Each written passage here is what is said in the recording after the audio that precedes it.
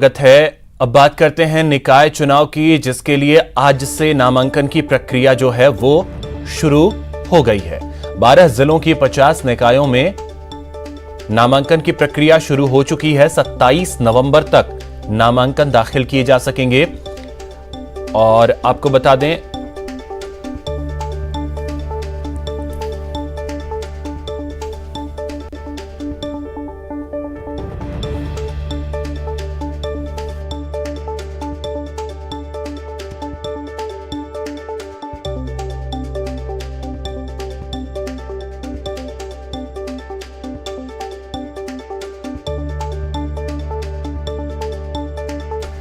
तो आपको बता दें कि नामांकन की जो प्रक्रिया है वो कुछ ही देर बाद शुरू होने वाली है और आज से नामांकन की प्रक्रिया शुरू हो जाएगी।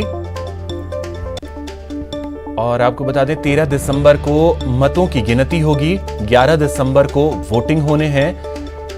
जो नॉमिनेशन की प्रक्रिया है वो अब से कुछ देर बाद यानी 10 मिनट बाद 10:30 से शुरू होगी और 3 बजे तक नामांकन दाखिल किए जा सकेंगे। 27 नवंबर तक नामांकन होंगे।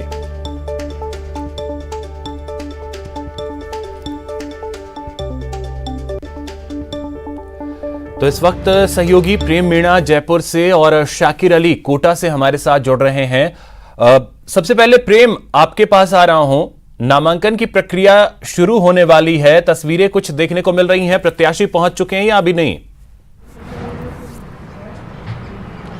देखिए अभिषेक जी, मैं आपको बताना चाहूँगा कुछ देर बाद ही नामांकन भरने की प्रक्रिया शुरू हो जाएगी, लेकिन जो प्रत्याशी हैं वो मुख्यालय वहाँ पहुँच गए हैं। करीब 1 घंटे पहले ही पहुँच गए थे, क्योंकि काफ़ी लंबे समय के बाद ये चुनाव हो रहे हैं। आपको बताना चाहेंगे 27 नवंबर अपराह्न 3 बजे तक ये नामांकन पत्र दाखिल किए जा सकेंगे। 1 दिसंबर को नामांकन पत्रों की जाँच होगी।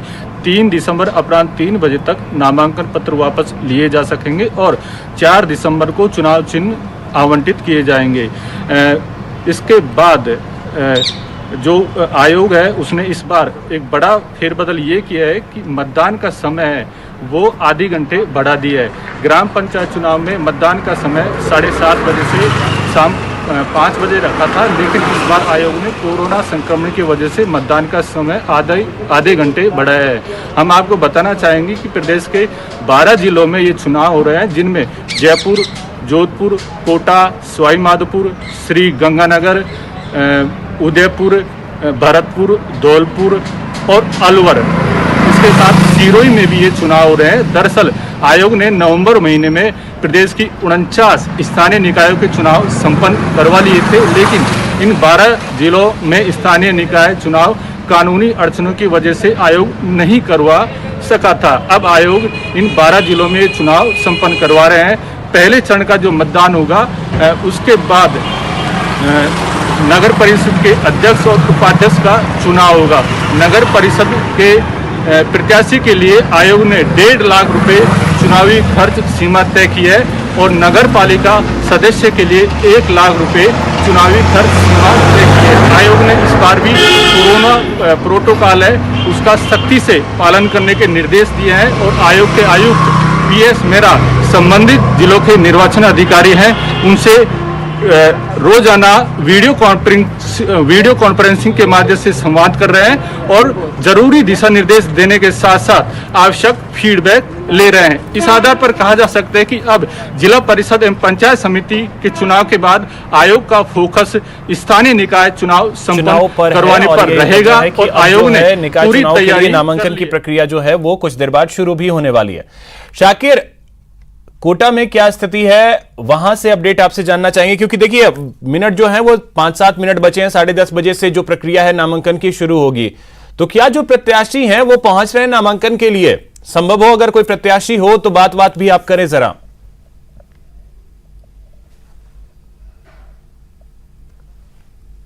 जी देखिए, अभी क्योंकि दोनों ही पार्टियों की ओर से प्रत्याशियों की घोषणा नहीं की गई है, आज से ही नामांकन का जो है दौर शुरू हुआ है। 27 तारीख तक ये चलेगा और ऐसे में अभी प्रत्याशी तय कर पाना दोनों पार्टियों के लिए थोड़ा सा मुश्किल सा हो रहा है, क्योंकि स्थानीय स्तर पर जो नेता हैं उनके जो समर्थक हैं वो लगातार अपने अपने टिकट की मांग कर रहे हैं। तो बीजेपी और कांग्रेस दोनों की तरफ से अभी प्रत्याशियों की घोषणा नहीं की गई है। ऐसे में जो आज पहला दिन है तो ज़्यादा उम्मीद नहीं की जा रही है कि कोई निर्दलीय ही आकर के नामांकन भरेगा, या इस बीच क्योंकि जो तैयारियां हैं निर्वाचन विभाग की वो पूरी तरह से चाक चौबंद जरूर कर ली गई है, लेकिन फिलहाल जो है दोनों पार्टियों की ओर से घोषणा नहीं की गई है। इटावा की जो 35 वार्ड है उसके लिए मतदान होना है, उसके लिए चुनाव है। इसके अलावा जो रामगंज मंडी के 40 वार्ड हैं उसके लिए जो रामगंज मंडी पालिका का चुनाव होना है। तो दोनों ही जगहों पर बड़े नेता जो हैं वो भी पूरी तरह से जुटे हुए हैं। कोशिश ये की जा रही है कि अपने पक्ष का बोर्ड बनाया जाए, पालिका में अपना चेयरमैन बनाया जाए, क्योंकि कांग्रेस की ओर से राम नारायण मीणा जो है वो स्थानीय विधायक हैं पीपलदा के, तो इटावा में जो है उन्होंने पूरी तरह से डेरा डाल रखा है। वो अपने समर्थकों को जो है टिकट दिलवाने की कोशिश कर रहे हैं। तो वहीं की जो है जिला अध्यक्ष है सरोज मीणा, वो भी जो है अलग से उनका भी एक गुट माना जा रहा है। तो उनके दोनों के बीच में भी जो है टिकट को लेकर के जो गहमा गहमी है वो देखी जा रही है। रामगंज मंडी में भी जो है लगातार, क्योंकि स्थानीय विधायक मदन दिलावर हैं, उन्होंने कमान संभाल रखी है। इसके अलावा तो शाकिर ऐसे में क्या ये संभव है, शाकिर ऐसे में क्या ये संभव है, क्योंकि प्रत्याशियों का अभी तक ऐलान हुआ नहीं है, तो क्या, क्योंकि नॉमिनेशन 27 तारीख तक होना है, ऐसे में जो हमने देखा था कि निगम चुनाव में जिस तरीके से दोनों ही पार्टियों ने बिल्कुल ऐन वक्त पे अपने प्रत्याशियों के नामों को घोषित किया था, कमोवेश कुछ वैसी ही स्थिति तो इस बार भी नहीं होने वाली।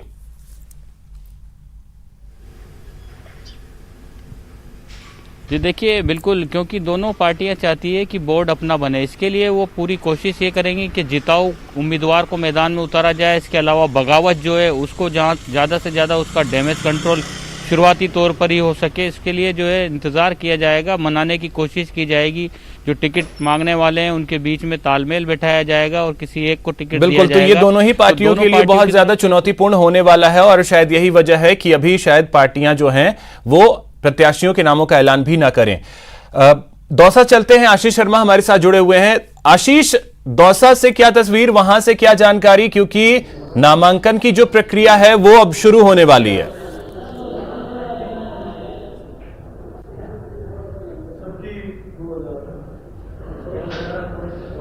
आशीष, क्या आपको मेरी आवाज मिल पा रही है?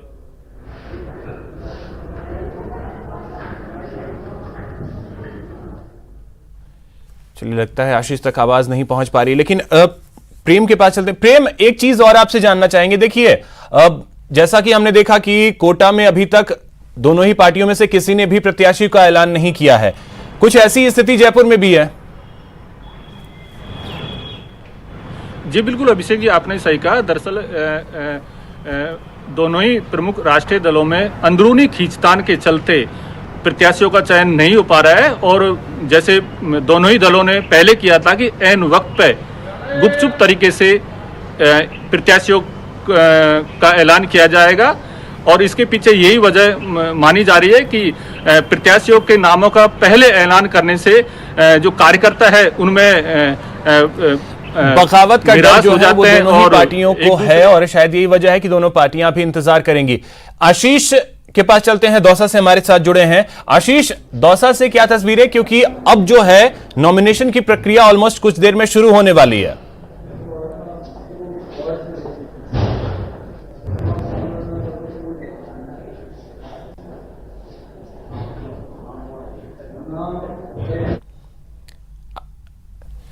चलिए, लगता है आशीष तक आवाज नहीं पहुंच पा रही है, लेकिन बहुत शुक्रिया प्रेम और शाकिर आप दोनों का इन तमाम जानकारियों के लिए, क्योंकि नॉमिनेशन की प्रक्रिया अब कुछ ही मिनट में शुरू हो जाएगी और 27 नवंबर तक नामांकन दाखिल किए जा सकेंगे। यहां रुकेंगे।